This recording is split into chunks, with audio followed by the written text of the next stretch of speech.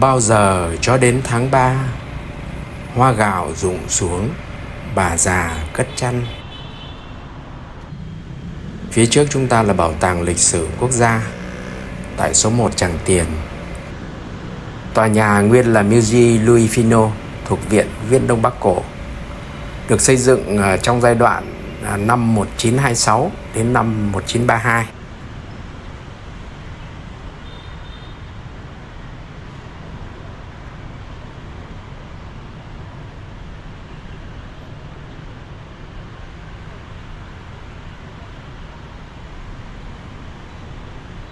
Công trình do hai kiến trúc sư người Pháp thiết kế theo phong cách kiến trúc Đông Dương.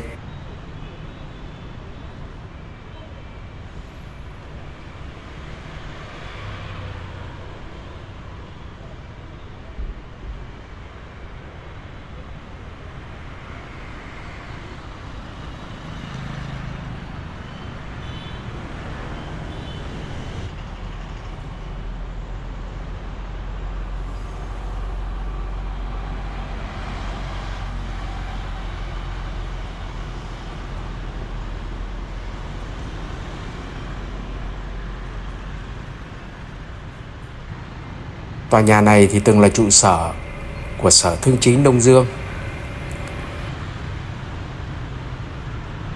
Từ năm 1959 thì được sử dụng làm Bảo tàng Cách mạng Việt Nam. Và sau năm 2011 thì được hợp nhất thành Bảo tàng Lịch sử Quốc gia. Và hiện nay thì ở số 216 phố Trần Quang Khải.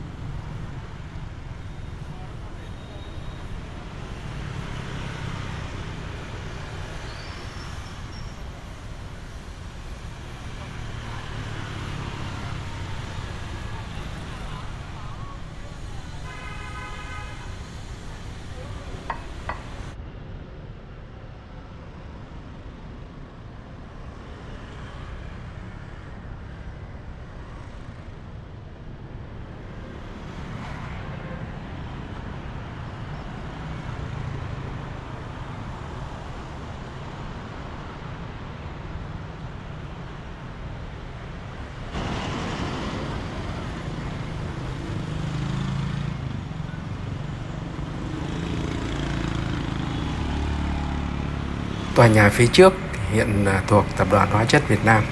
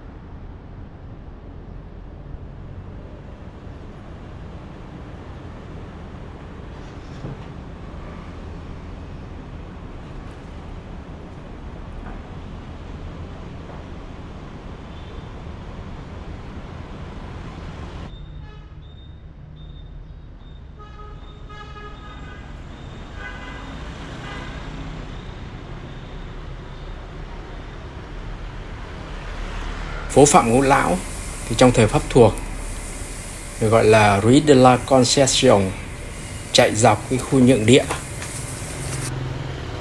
Đây là cái khu đất mà triều đình nhà Nguyễn đã buộc phải nhượng cho người Pháp sau Hiệp ước Giáp Tuất năm 1874.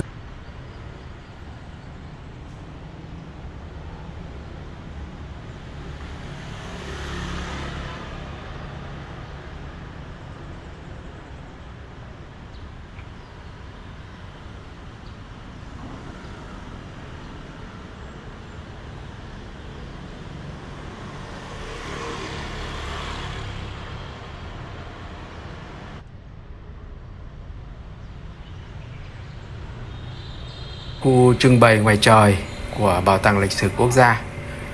Tòa nhà bảo tàng thì hiện đang được trùng tu.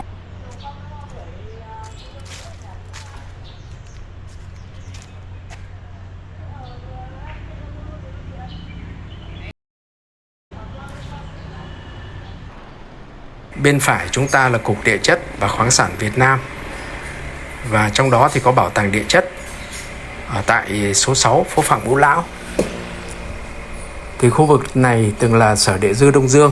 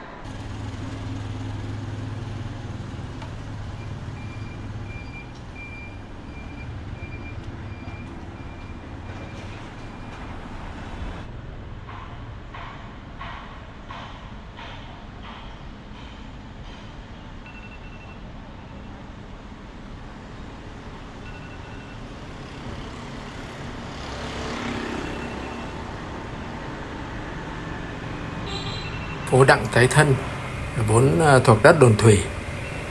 Đồn được lập từ thời Minh Mạng để kiểm soát tàu thuyền trên sông Hồng. Nhưng mà đồn đã dần bị bỏ hoang vào thời Tự Đức.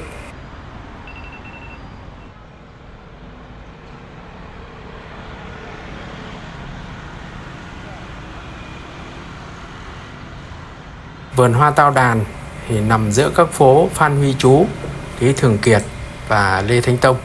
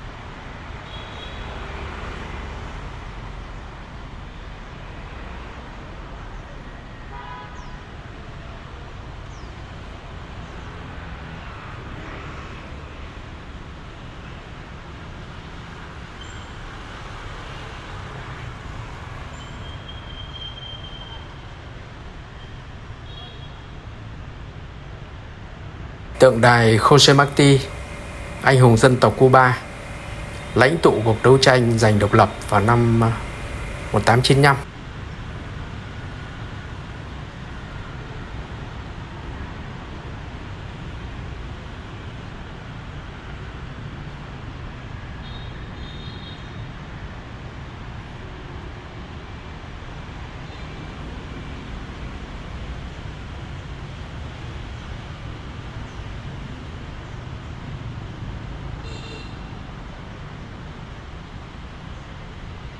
Phố Lê Thánh Tông, thời Pháp thuộc là Bon Biao, đặt theo tên viên trung sĩ, tử trận sau trận chiến với quân Cờ Đen tại Tuyên Quang năm 1885.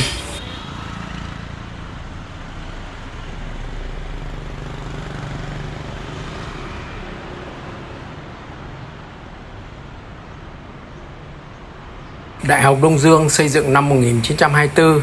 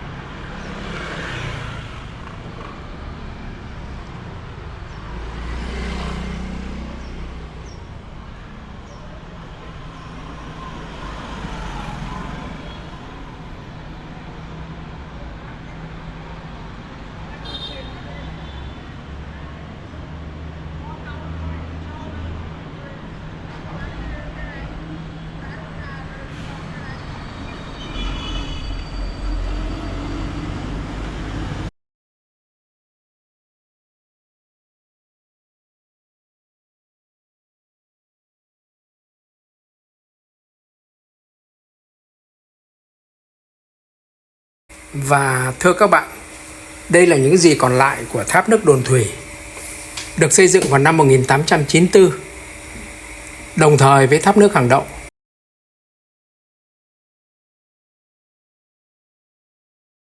Hiện nay thì di tích này nằm trong khuôn viên của một đơn vị sản xuất và kinh doanh nước sạch ở số 8, phố Đinh Công Tráng.